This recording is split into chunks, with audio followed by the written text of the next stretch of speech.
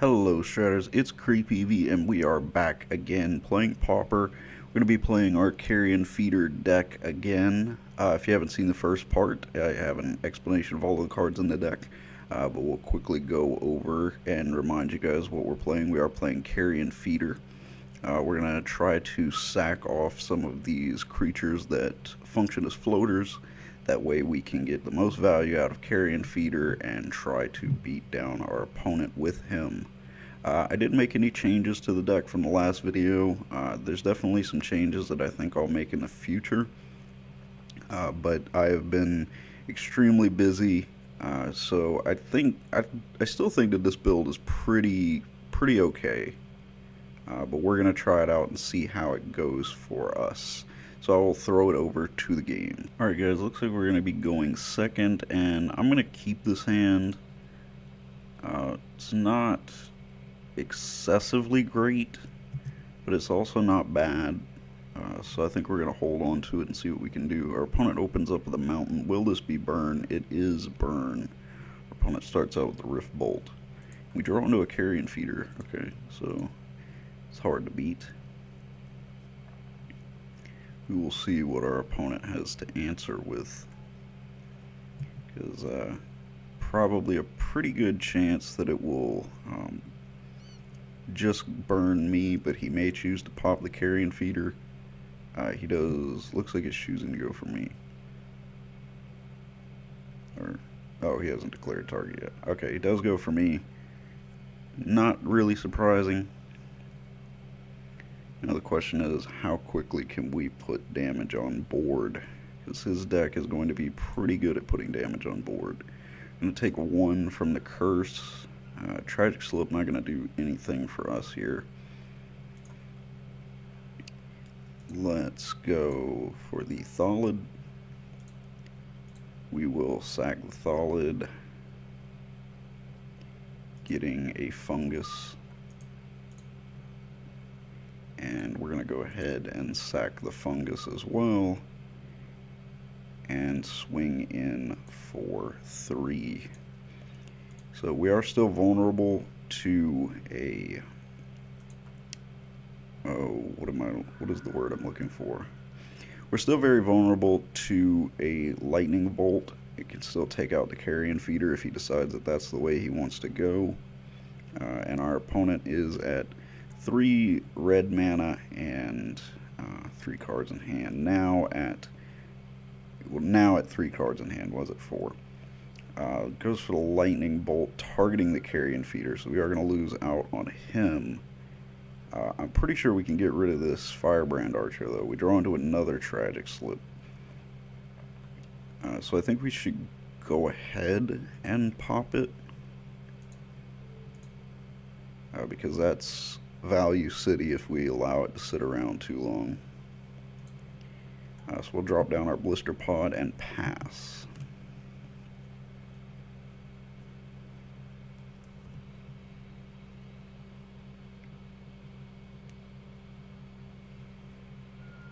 Magma Jet. It's looking rough for us. It is hard to beat Pauper Burn. If you play on MTGO, you're very familiar with it. It is one of the most popular decks in Pauper that I see on Moto. I guess it's probably the affordability of the deck probably has a lot to do with it. We do get to an unearth, which means we can get our Carrion feeder back. We'll go ahead and drop the Young Wolf. We'll go ahead and swing the blister pod. I guess we could have unearthed for that, but go ahead and cast it and grab our Carrion feeder. Hopefully we can get value out of it. Our opponent has nothing that turn. Oh, I meant to sack the Young Wolf for more value, but I guess it'll be fine. We have another Young Wolf to work with. I'd almost like to get some card draw going. but I think we're going to go ahead and go for damage first. Because I'd like to get another land in play if possible.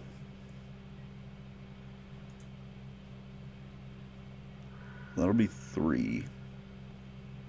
And we'll go ahead and cast Altered Reap on the young wolf. Undying will get him back.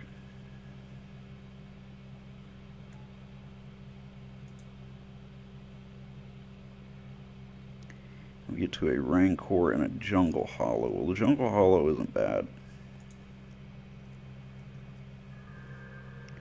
And I think we will pass it off from here. Hold priority so that we can eat some things if we need to.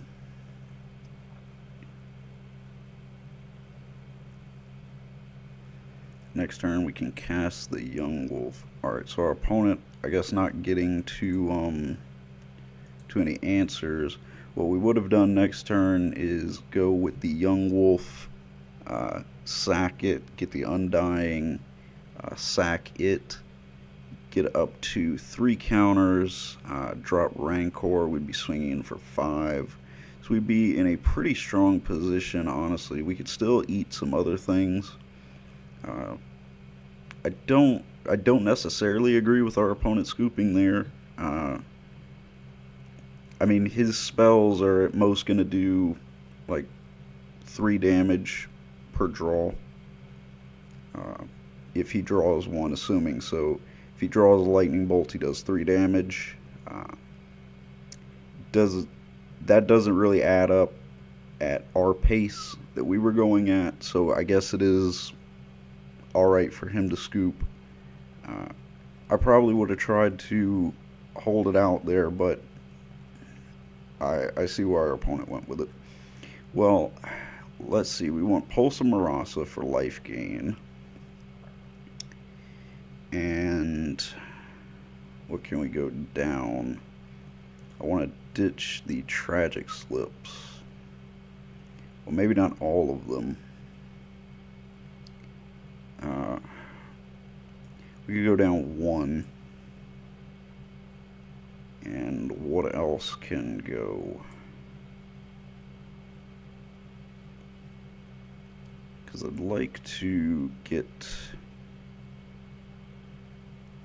Let's maybe go down an Altered Reap and bring in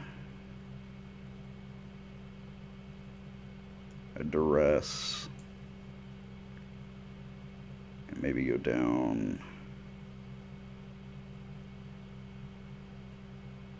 what do we want to go down? We'll go down a Bone Splitter for another Duress and try it like that. The Duress, I don't know, it's questionable because a lot of the times with Burn, as soon as they get the card, they're ready to drop it because they're normally 1 drops, but a little bit of disruption never hurt anybody. This hand is awkward, but there's a lot of good things happening here. The lack of land is concerning. We only have 1 land to work with, and it is a tap land.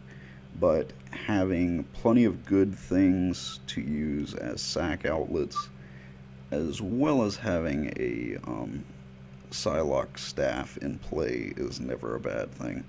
I think we're going to use the Terramorphic Expanse, get a little bit of deck thinning going. It's 1 card, but you never know. It could have been that forest that we were about to draw. Our opponent is 3-digit ping, by the way. I don't think that I mentioned his name. Our opponent tapping 2, maybe a Magma Spray? Oh no. Pierced Heart. Hard to say no to that. I don't know, like a lot of builds started cutting the Curse of the Pierced Heart.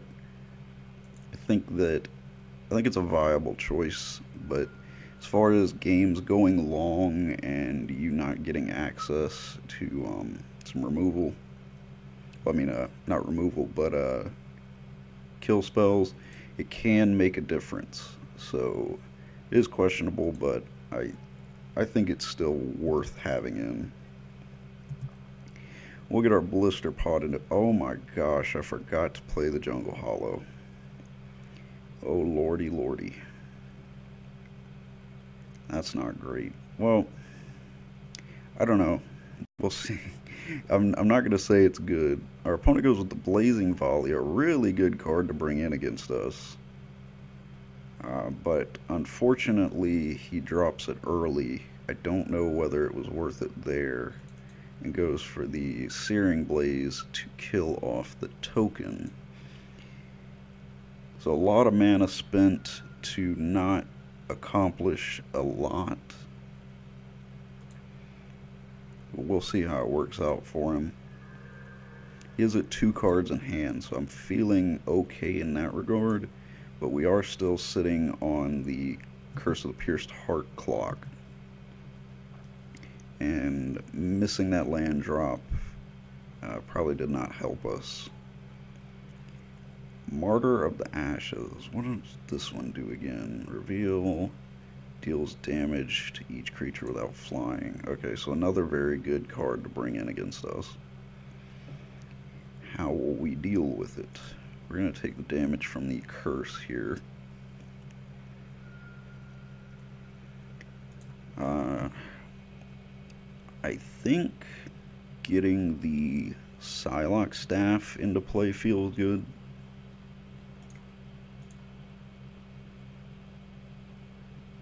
Because if he wants to use the Martyr now, at least we'll get profit off of it. Go ahead, tap 1, Blister Pod. Now, of course, he might choose to crack it in advance, or just go ahead and crack it now to prevent the Psylocke from getting going. Looks like that is what he's going to do. Or no, Searing Blaze, okay. Well, that does some interesting things for us.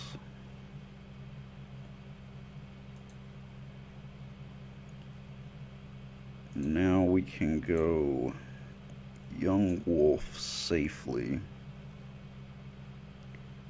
And let's crack the Scion and equip. But the sooner he goes for the Martyr of Ashes, the better for us. And the Psylocke Lifestaff makes it to where it's not extremely profitable for him to do it.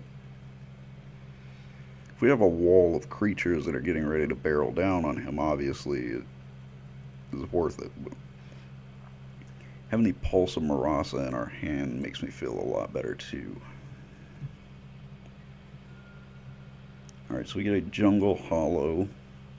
I'm not really excited about the idea of dropping a bunch of young wolves. I think what I'm going to do here is go for the Rancor on the young wolf. I think that puts pressure on him to crack the Martyr. And as I said before, sooner the Martyr gets cracked, the better for us.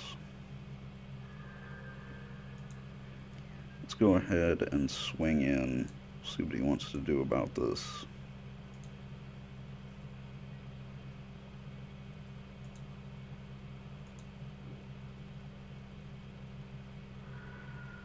He might be realizing that the killing it off with the life staff equipped probably going to be a losing battle for him, especially since we just get a stronger young wolf back. I'm not going to drop our 2 young wolves waiting in the wings here, just in case he does pop the Martyr. Question is how many... Okay, so we got a lot of triggers to work with here. I am definitely glad that I did not play the other young wolves. Well, I mean, I would have lost them, but I don't really want to start losing them. Well, they would have died and come back. So it wouldn't have been a huge loss. But I don't know. I guess you guys see what I'm saying. If I have Carrion feeder out like I do now. Alright, so we have to get a young wolf into play before we play the Carrion feeder. You actually cannot use Martyr the Ashes at this point.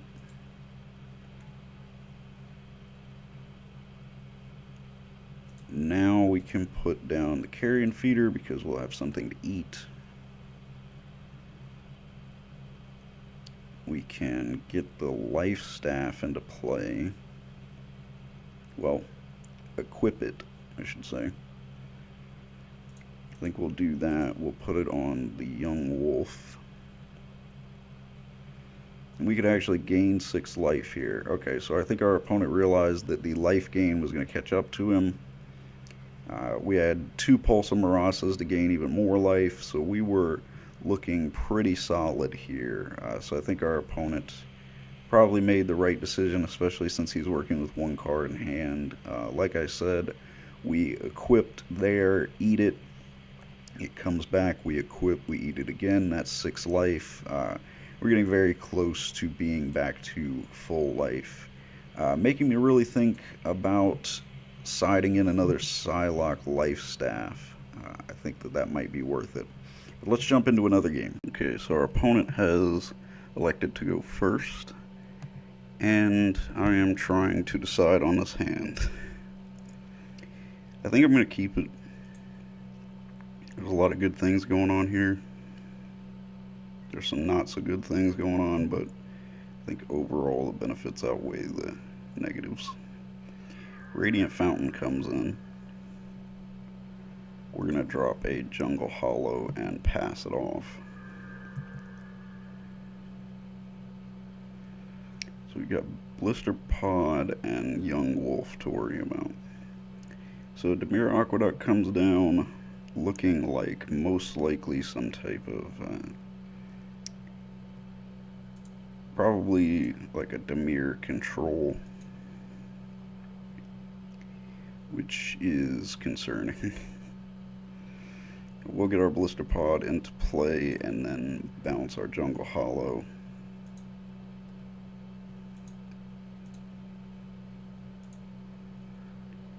And pass from there. We're going to need to get going before our opponent can get any control aspects going. That Hollowed Fountain is going to hit again. Dismal Backwater getting another 1 life. Well, let's see. I think we go Young Wolf, Jungle Hollow. Just to get our tap lands out of the way. We've got a lot of tap land going on over here. And we'll tap the Rot Farm for a Brindleshoot. Our opponent probably going to counter this here. Yep, a Remove Soul. Counter creature spell, so particularly nasty for us. We'll get in for 1 with the Blister Pod. Not much, but it's something. Both of us sitting on 3 mana. Gonna go to 4 for our opponent. Get up to 24 and passes. So undoubtedly some control going on.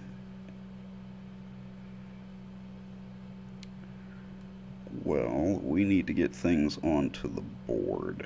Let's go for another Brindleshoot and see how that goes for us. Probably not well.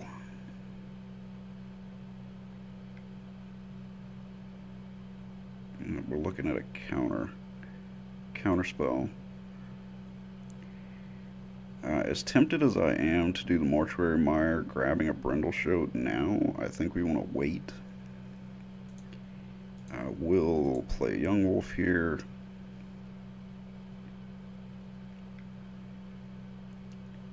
Opponent looking to maybe cast a kill spell here. Devour Flesh. Sacks a creature. That's not the worst thing that could happen.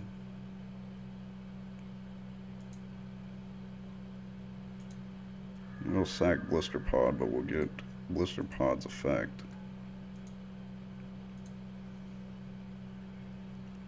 And we'll go with a Terramorphic Expanse. We'll just go ahead and crack it and go for a Forest. Seems good. Well, it's going to be an uphill battle here. Our opponent still has 4 cards in hand. So, plenty of counter magic, plenty of kill magic there. What was that? The Jace's draw card, I think. Yeah. Alright, our opponent's sitting on 2 mana to counter things. We only have Rancor as an option here, which I want to put Brindleshade on top of Mortuary Mire, but at the same time, I want to keep drawing into something that will help us more than a Brindleshade will. Let's go for a Rancor onto the Young Wolf. Our opponent looking to counter that, goes for the Doomblade. Onto the Young Wolf. Get a Young Wolf. We lose out on our Rancor, which is unfortunate. Let's go for the Brindleshade. I think that we need to do that.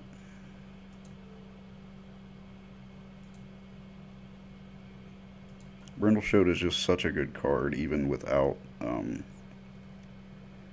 having a sack outlet.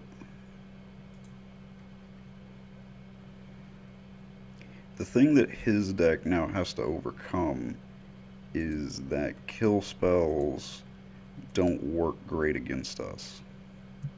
And that's going to be the question that he's going to have to answer here.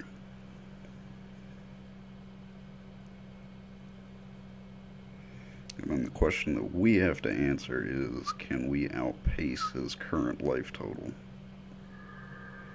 Because eventually we end up in the Chittering Rats combo, where he's going to lock us out of drawing cards. Gets back up to 4 cards in hand with the accumulated knowledge. Passes it. Well, looks like he's passing it off. Yep, it does. Looky there, we got a Brindleshade. Let's try and cast it. See how it goes. Probably not going to get through. Goes for an accumulated knowledge. So he's going to go up to 6 cards in hand. Accumulated knowledge really paying off for him here. Doesn't find the counter spell he's looking for. Or maybe he did. Who knows. We'll draw up the Terramorphic Expanse for right now and swing in for 3.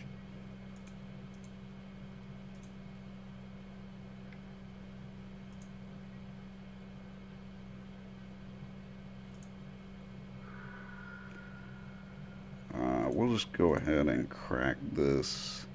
We'll probably just get another Forest.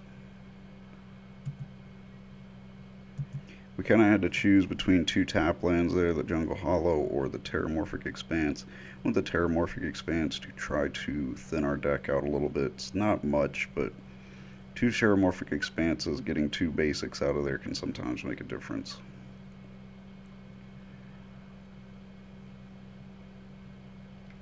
Drops the island, gonna tap for 4 mana, 5, 6 mana. Gonna wipe the board. Brindleshade. What did he wipe with?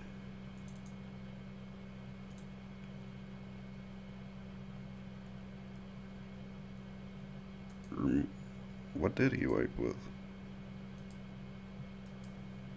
Okay, had to trim that out a little bit. I was trying to figure out what he did to me there, and ended up like clicking like 7 different buttons that I shouldn't have.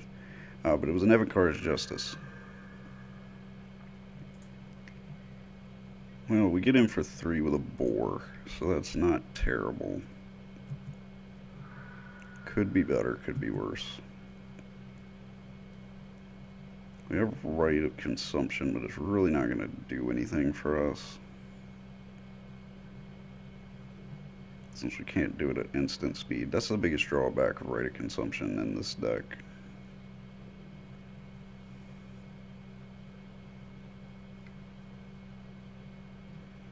Curse of the Bloody Tome. So now I'm interested as to what our opponent is trying to do. We mill the top two, getting the bequeathal and a basic land. Well, I'm very much wishing that we would have gotten to the bequeathal. Let's go ahead and get in with the boar.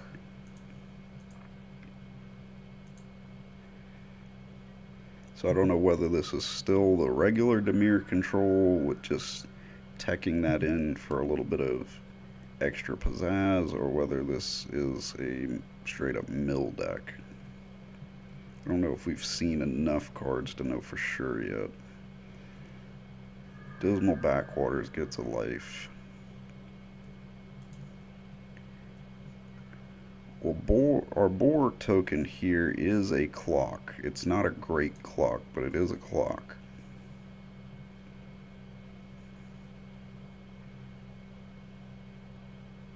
Drop the Thalid. Deals damage equal to its power. Okay. I think we're actually going to hold the swamp here as a bluff, because we have plenty of mana for this deck's curve.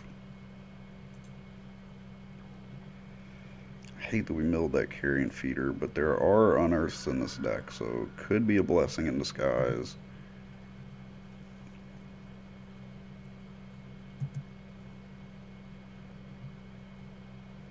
But this deck is just full of 1 and 2 drops, so I really don't feel the need to stack up many more lands, and this can serve as a decent bluff. Probably not the best bluff in the world, but who knows. What do we hit this time? Swamp and a Golgari Rot Farm, so I'm okay with that. I talked about deck thinning earlier. Our opponent is doing a little bit of deck thinning for us. I don't know whether to thank him or not. Well, this board puts him on a 3-turn clock. And I could Rite of Consumption the boar to get in 3 damage. That doesn't actually change the clock, though.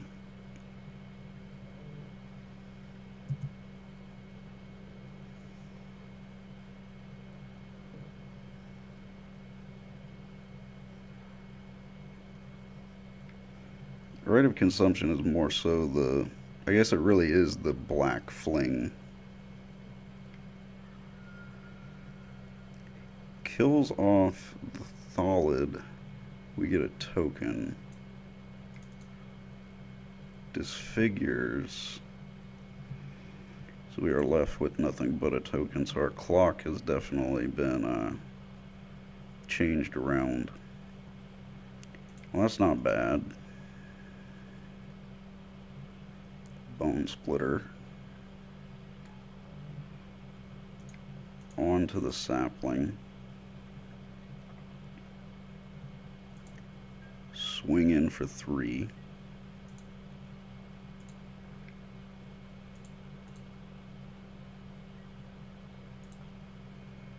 And do we get any damage in? Alright. So our opponent, we have game on board for next turn, but our opponent has a lot of mana and 4 cards to work with, so I doubt it's going to be that simple.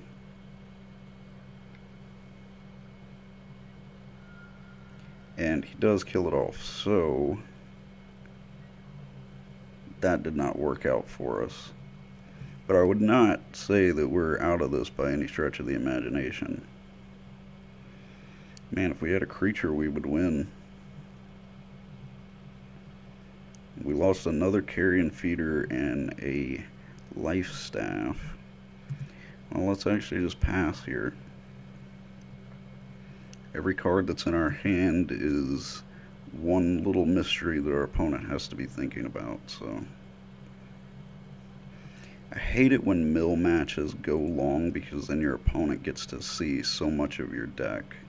There's one of the unearths I mentioned. But we do get to a Carrion feeder. If this Carrion feeder resolves, and this rights of consumption resolve, we could win this turn, but it does not look like that's going to be the case. Goes for the exclude, turning off that plan. We actually just need to resolve a creature and a rights of consumption.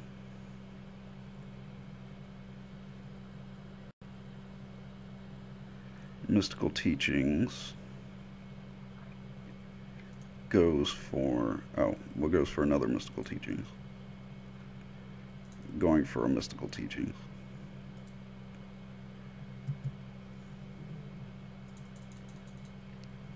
So I want to look at his discard as well.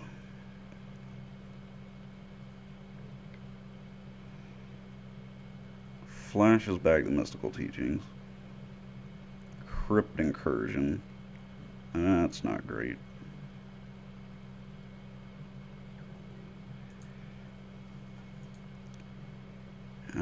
Exile all creatures from graveyard, and that is at instant speed.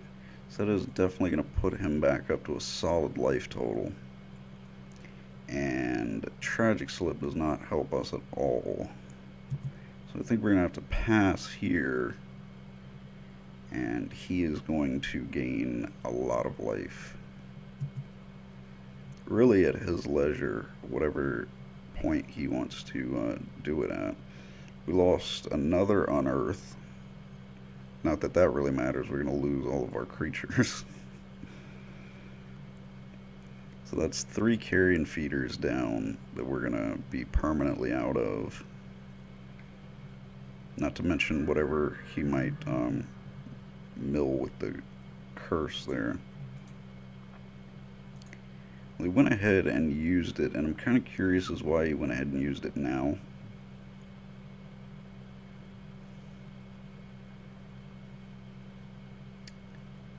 Alright, so we did mill into a Brindleboar, which works out okay for us. I'm going to go ahead, Pulse a Marasa, getting it.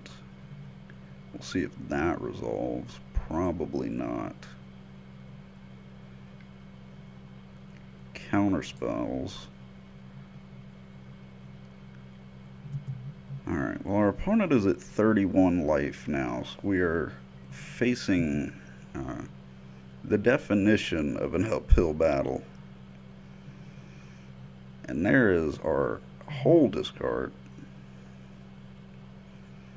And see, this deck, like I mentioned earlier, is not really dependent on the deck, on the discard.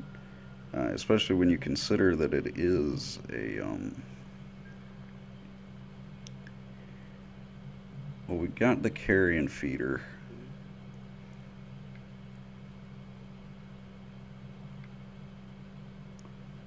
So I guess we get that back at instant speed with Death Denied. I probably should have gone ahead and got it back then, but we'll see. Ash Barrens. How low is our deck? We're at 18 now.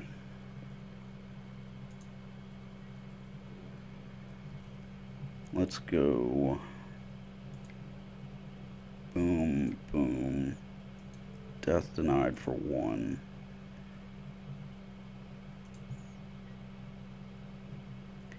Bloody Tome. Should have saved that now that I think about it. Altar's Reap doesn't really help us out here. If this gets countered, then we're pretty much out of it. I mean, we're pretty much out of it, but I'm not gonna beat around the bush here. Let's put the Bone Splitter on. And do we lose it?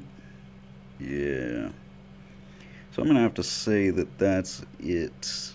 I don't believe that because we're on a clock as far as the Curse of Bloody Tome goes, um, just about all of our creatures are gone. So I'm gonna concede here, and we're gonna make plans for our next game. And I'm not sure what to side in.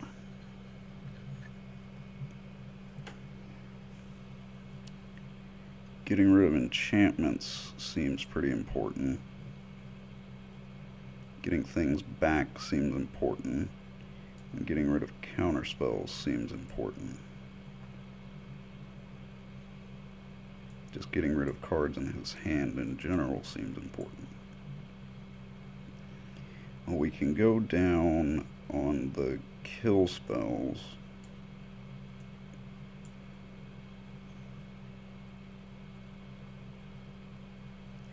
Go down.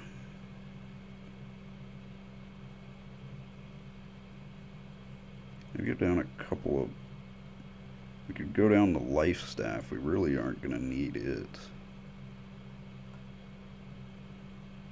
I mean, it's +1, but the life gain really is what it's there for, and that's not going to help us out here. I think that we could go down on the Perilous Mirrors and really just dedicate hard to our side deck here.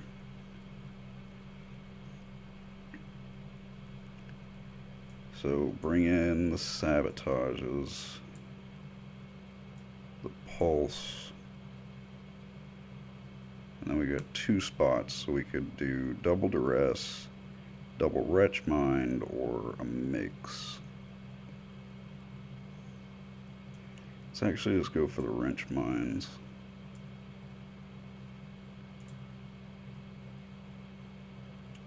Although I like the Duress, I think the Wrench Minds work a little bit more efficiently here. I guess we'll find out.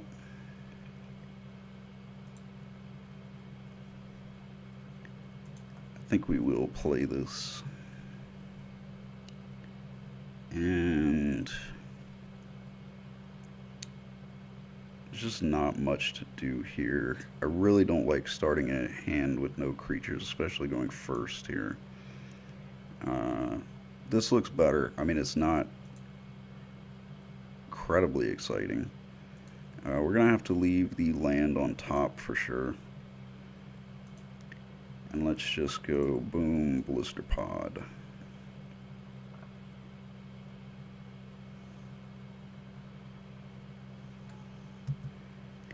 So the biggest thing that we're going to have to look out for is the mass board wipes that got us so badly. We'll put out another Blister Pod, play Rot Farm, bouncing back the Forest, and swinging for 1, or not, because I clicked too quickly. Well, I'm sure that that 1 will be the difference maker in the game. If we get down and I lose the game by 1 life, then I will... I don't know what I'll do.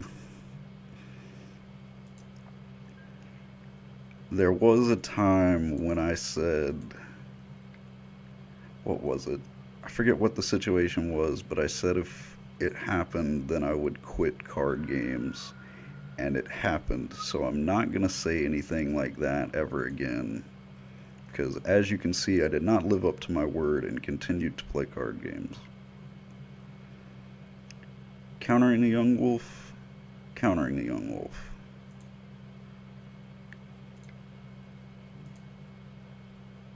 Go for Young Wolf and pass losing the mana.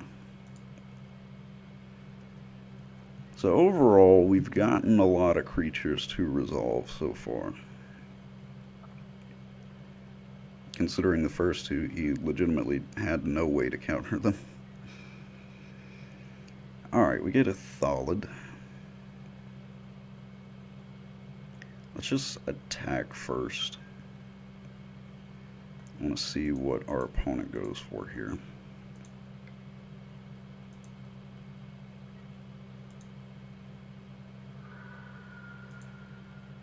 I'll drop a forest, drop a Thallid. And we'll hold priority so that we can use the Hunger of the Howl pack if he kill spells something.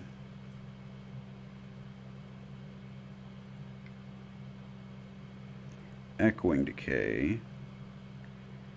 So what we're going to do here is Hunger of the Howl pack now onto the... No, I think we should not do that. The only way I want to do it is if the young wolf has already died and come back, because if we put the counters on him and he dies, Undying won't trigger.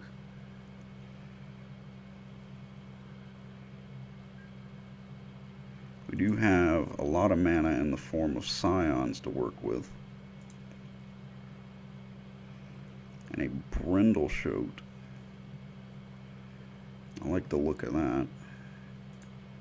Well, let's get in for some damage.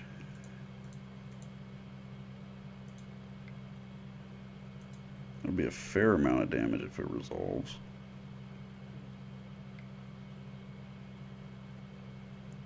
Goes for an accumulated knowledge. Only drawing 1 now.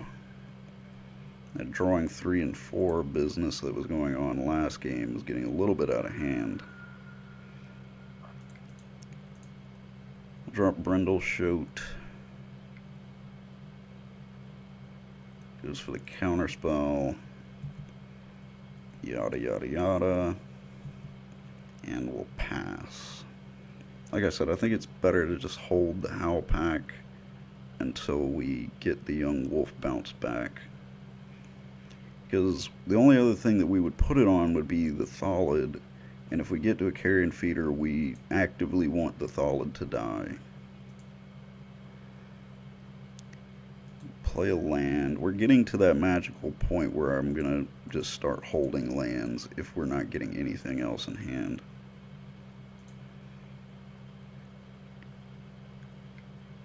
Hang cost, Abrupt Decay. So what we can do is if we sack here, he won't have a valid target. So it fizzles, so it doesn't count towards getting this one as well. So saves us a little bit of work.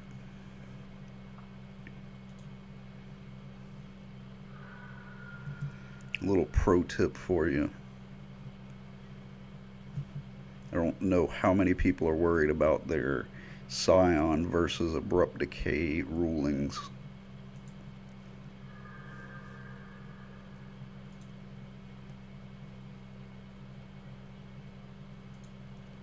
Come on, something good. That is not something great. Let's swing in, do a little bit of damage.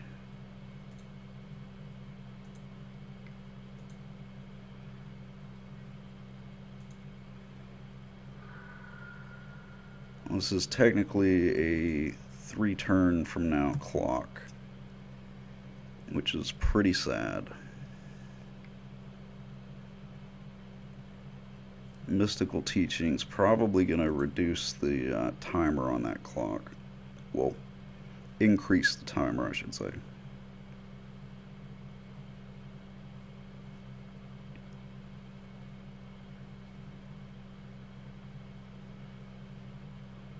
Searches for Unmake.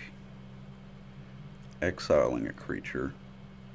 So not good if he targets Young Wolf with that, which is what I assume will happen.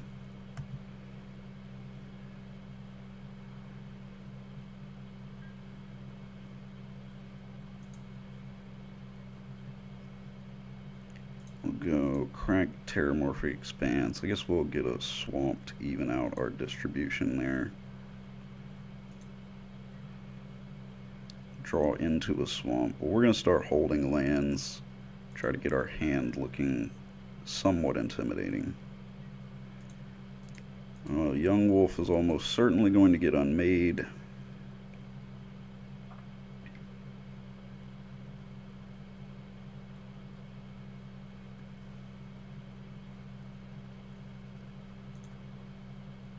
Yeah, I was gonna say I thought it was a 2-drop, but no, it is a 3-drop. So we'll get him for 2. So we're on clock for 3 turns from now, except for the fact that that's getting Doombladed. So I'm just gonna crack it in response. So Morbid will now be triggered. So before damage resolves, Hunger of the Howl Pack, that gets countered. Well, our opponent is out of cards in hand. So 7-turn clock. Sounds good. Drops the Dismal Backwater, makes it an 8-turn clock. We'll play Kalani Garden, get a plant, and start on our 8-turn clock.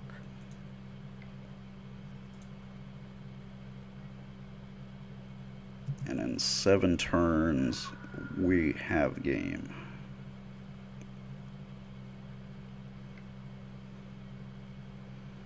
Oh, I forgot that he had Mystical Teachings in the discard. So yeah, he is quite far from being out of this. And I very seriously doubt that it's going to be a 7-turn clock. That helps. So the question is, which one of our creatures do we get back? I think Young Wolf. Because at least Young Wolf will survive a... What is the word that I am looking for? Young Wolf survives a kill spell.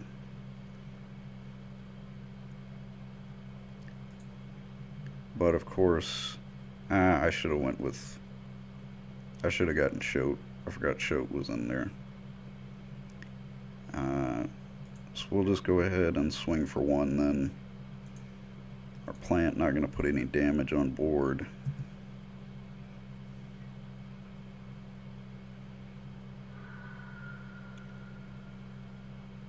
Alright, let's see what you got, opponent.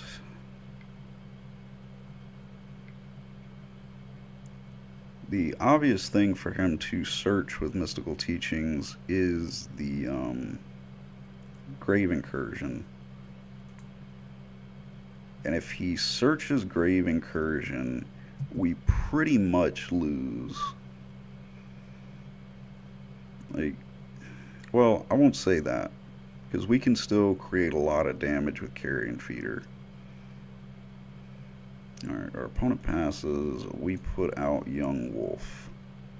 Response. Counterspell, or a type of counterspell. Deprive.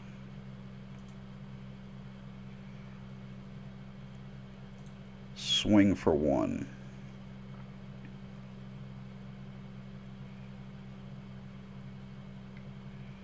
Paying cost for a kill spell, probably. Oh no, flashing back the Mystical Teachings.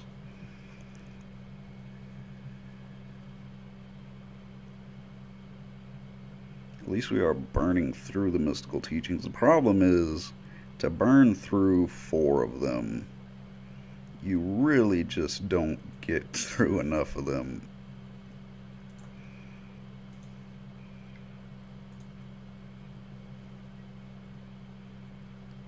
Alright, so 6-turn clock.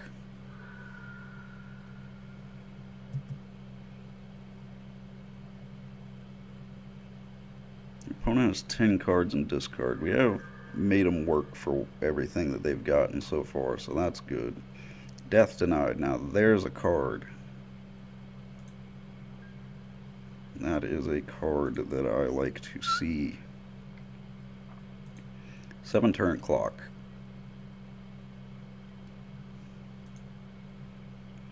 I love that Death Denied is at instant speed. It's such a good card. Alright, so we need to hit for 1, 2, 3, 4. We don't need to, but I'd like to hit for 4. opponent flashes back Mystical Teachings with 3 cards in hand. I'm just trying to pick the optimal time to Death Denied without risking it getting countered.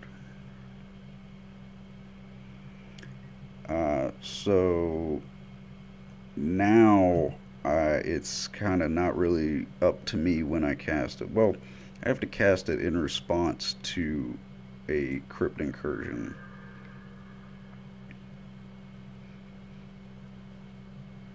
And I doubt he is going to throw it out without having a counter spell to back it up. Would be my guess as to how he would play this. We're going to lose 2 cards. So not the worst things in the world. So now, if I unearth, will he respond with a Crypt Incursion? I really hope he does. I'm going to cast this targeting Brindle Shoal. How does that make you feel, Mr. Boss Nog?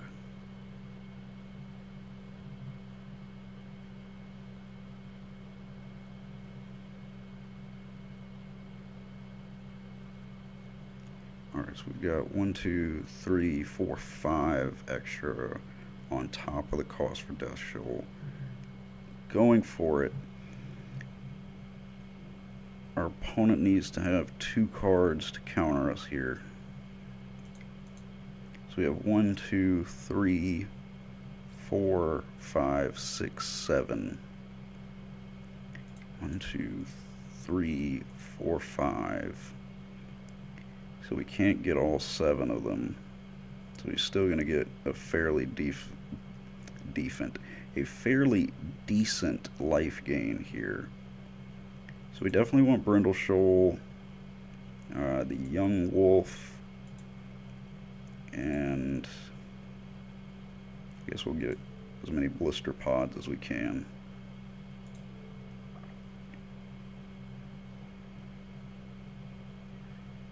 No counter spell, so we do resolve it. Very nice. Our opponent only goes up to 10 Unearth Fizzles. Unfortunately, we do not have anything to, any mana to get these on board yet. No green mana to work with. Our opponent sent us a message. Well done, I was greedy.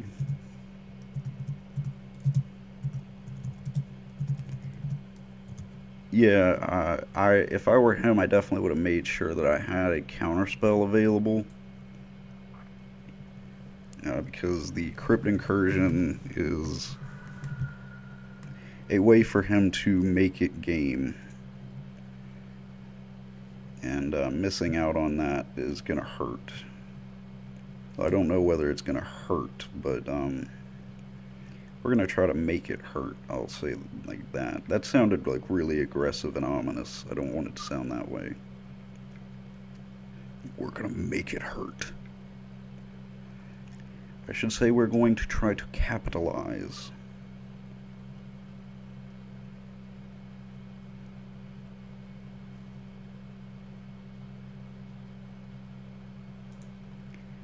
So let's go through what our opponent has already revealed here.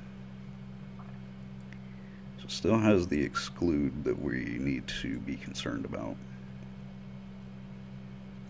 Curse of the Bloody Tome hits, drum roll, Brindle Shoal, and a Golgari Rot Farm. I don't know what I was trying to say there. Alright, so we got cards to play. We have 1, 2, 3, 4 green mana that we can produce. So I say we go for our heavy hitters. Let's go ahead and swing in for some damage first. A board wipe here will suck because I'm definitely putting a lot of faith into my cards here.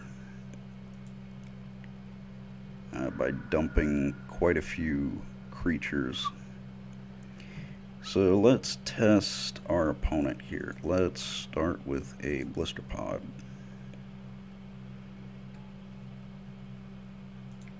And a blister pod.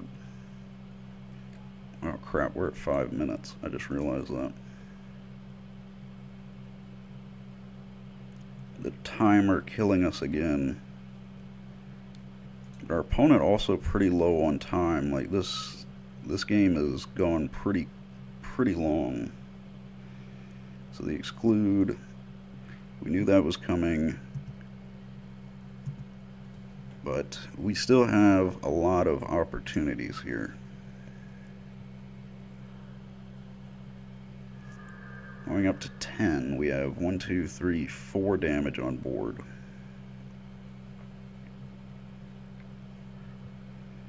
Draw some cards. Up to 5 now, which is a scary number for him to have, especially with the amount of mana he has.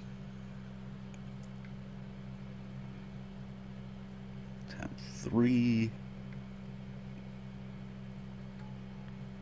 Okay, so he gets the talisman, so help him out with a little bit of life gain here. Not exactly what we want to happen. We're going to mill 2, what do we get? A Brindleshote and a Jungle Hollow.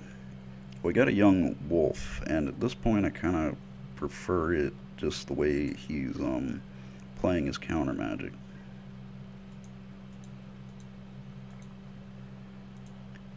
Alright, get in for 4. Put him to 6, he'll put himself to 7.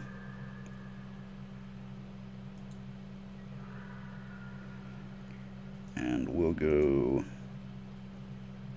for the Thalid. Maybe it resolves. Looking like that's a no. Excludes it. Out of the 3 that were in our hand, I prefer that one to get excluded.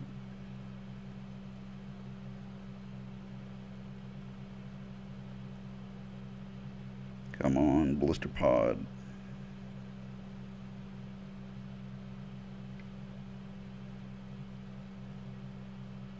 Opponent counters it as well, not letting us have an inch. Young wolf.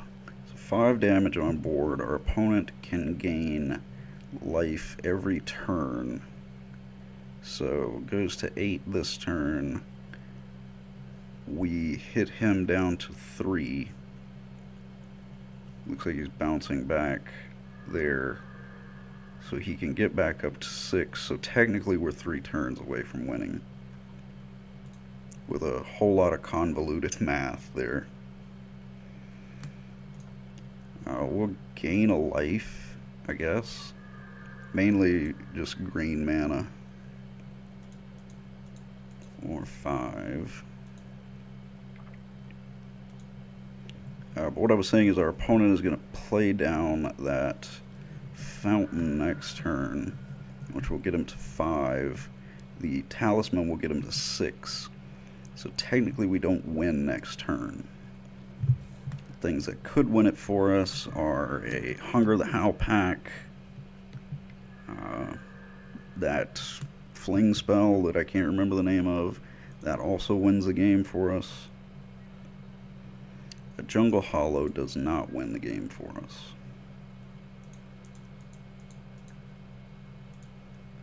Us spending too much time talking about what wins the game for us wins the game for our opponent. So we definitely need to be careful of that. Murder, killing off our Thalid. So definitely not going to get the kill this turn. Also not going to get the kill this turn after another kill spell. Another kill spell. Good lord. Can we not have anything? A murder, tragic slip, and disfigure all in one turn. Well, our opponent scoops it up. They really didn't have to. Well, we would have gotten the Hunger the Howl pack, which would have been very good for us there. Our opponent sent another message, didn't click it in time. Well, we pretty much just have to play really fast and hope that our opponent plays slow somehow, or else we will time out. I'm pleased with how that game went, though, because our opponent definitely definitely made us work for every bit that we got there. Opening up with 3 carrion feeders. You know what? We've got 3 minutes. We got 3 carrion feeders. Let's see what we can do. Let's see how far we can get. Boom, boom. No, not Altar's Reap. Clicked the wrong thing. Boom, carrion feeder.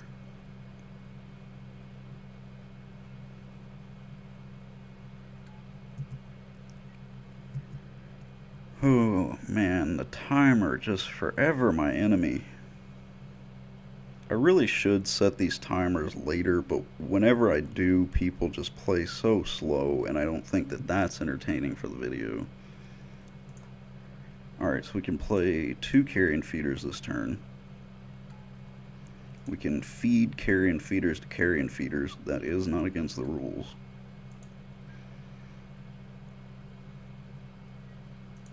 They're dirty guys, like, you know what, let's go ahead and eat them. Just because we need to do as much damage as we can in our 3 minutes. There's 3 damage to our opponent. We're making it work. Radiant Fountain gets him 2 of that back. Brindle Shoat, no green mana to work with. We'll play a carrion feeder and eat it.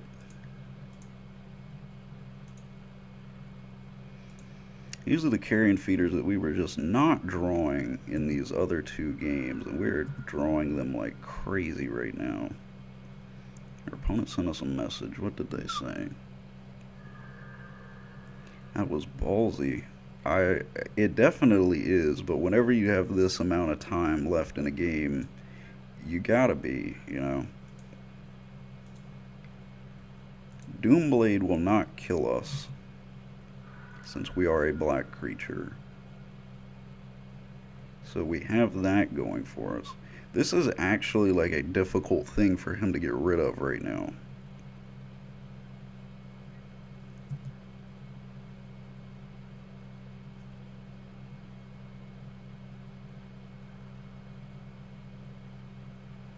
The thing that is killing us right now are these radiant fountains.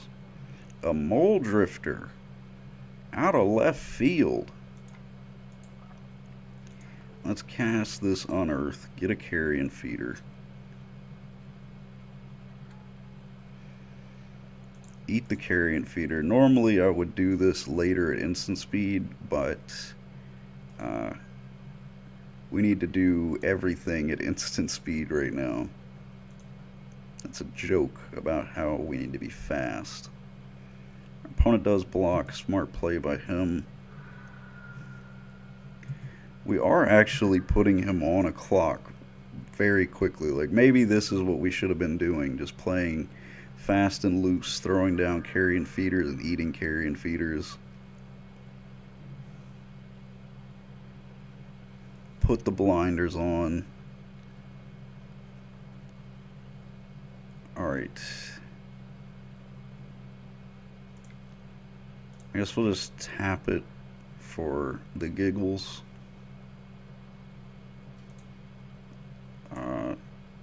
Bounce that. That was actually a huge waste of time because we're not going to do anything with it. Not going to Altar's Reap a carrion feeder that has 4 counters on it right now.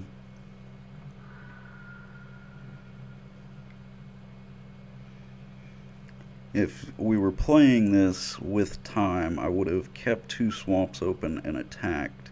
That would have been the time where he would have played something to kill it. That would have been when I Altar Reaps. So our opponent, what did he go for? He got his own Unmake? Oh, he got Unmake. I'm sorry. What am I thinking?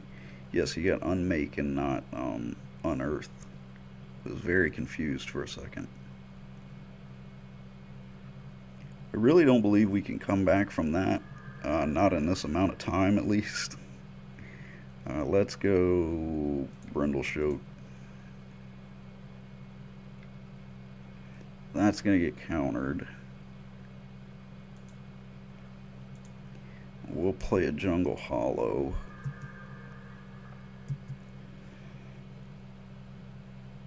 This is one of the silliest things I've done on this channel yet, but if it paid off, what would that be, man? Play another Brindleshote.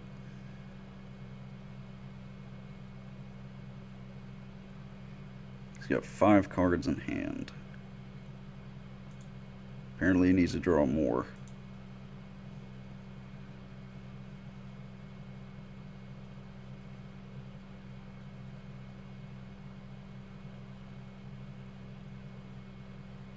We're definitely out of the game at this point, so I think I am going to concede, but there for a second we were doing okay. And I kind of had a little moment where, like, maybe if our opponent's hand is bad enough, we could pull it off, but no such luck for us. So I think I am going to scoop it up, but very good game to our opponent, Boss Nog. Thanks for playing along with our goofy shenanigans there, trying to pull out a last-minute win there. Legitimately a last-minute win. So before we close it out, I'll jump over back to the lobby and we can talk about the deck in hindsight. As I mentioned before, I think the biggest change would be to include some other attackers besides Carrion Feeder. A couple of things that we could hit with. Options for that would be Nantuko Husker, or maybe even Gurmag Angler, depending on the way you build this. So there's a lot of options. I would probably decide between Bequeathal and Alter Reap. Might not want to split down the middle. I kind of like the split though, but you might prefer to keep it uniform. Possibly go up another Pulsa Marasa, but I'm liking having just the other one in the side deck. I think that's fine. Maybe make some adjustments to the side deck. You could probably drop the Wrench Mines for something else. The rest of it I feel pretty good with, but otherwise those I think would be the thing that you could cut. The creatures that I think are cuttable, you could probably cut. Where are they? The Thalids, you could probably throw something else in there. You could probably cut the Perilous Mirrors. I don't think we ever got to actually play a Perilous Mirror. Weird. Okay. Well, that, and you could probably go up a couple Rancors if you really want to go with that aggressive strategy. But like I said in the last video, this deck is really fun because you can go so many different directions with it. You could make it more mid-range, you could make it more aggressive, you could give it that control-y aspect. So there's a whole lot of things you can do, and you're working with two of the best colors in Pauper. I think that the colors in Pauper are pretty even outside of green. Well, I mean blue being ridiculous and white being fairly weak. But as far as colors that have diversity in Pauper, these are colors that you can do a lot with. Red, you're pretty much just going to play burn, and blue, you're going to play control. But green and black in Pauper give you a lot of versatility. So I would definitely recommend this deck if you like playing mid-range, if you like playing kind of goofier strategies. This is definitely one for you. It's a lot of fun, and it's extremely cheap, even for a Pauper deck. Depending on the cards that you go with, you could probably pick this deck up in paper for between like $12 to $18. I think would be like the range that you could work with. Maybe if you go a little bit on the higher end, like $20 to $24. But this is a very budget deck. Some Pauper decks can get into the 30s and potentially 40s. But this is a deck that I feel like you could build on even a little bit budgeter build. You could probably do this deck for, like $12. And these are cards that, well, some of them are a little bit more obscure things like Bequeathal, but depending on the cards that you go with, like a lot of the cards, your local game shop probably has these laying around. They're cards that I don't think would be extremely hard to find, especially if your game shop is familiar with Pauper. So definitely, I recommend this one. I'd been wanting to play it for a while and hadn't gotten a chance to, and I really enjoyed it.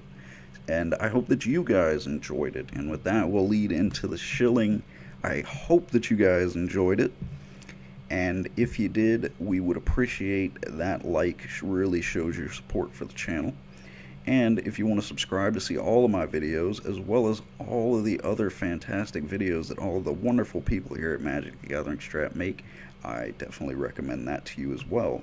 Also, I'll leave my channel link in the description, as well as the link to my Facebook page where I post when I make videos for this channel, as well as for my own personal channel, as well as I give updates on when I will be recording, so you can meet up with me and get some games in that might be featured in the video.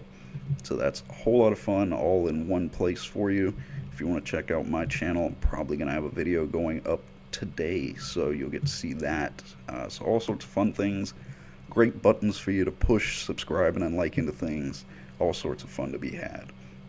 With all that being said, guys, I will see you next week so for more of our Halloween month.